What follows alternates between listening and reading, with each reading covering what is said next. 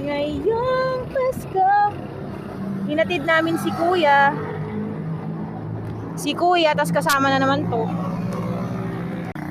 Sobrang hirap sumakay.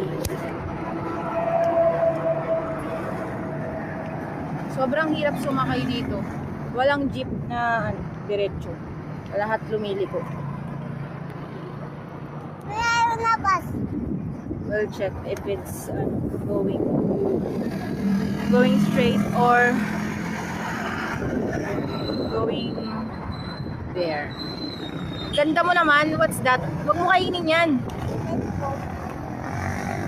Telephone.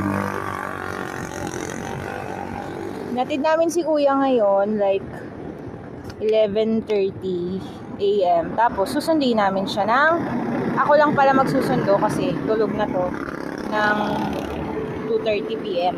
So ayun. Tapos yung biyahe is like sasakay ng jeep.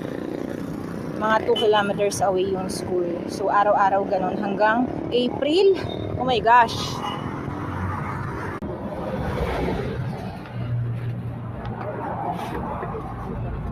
Nagbakas kami ni Away.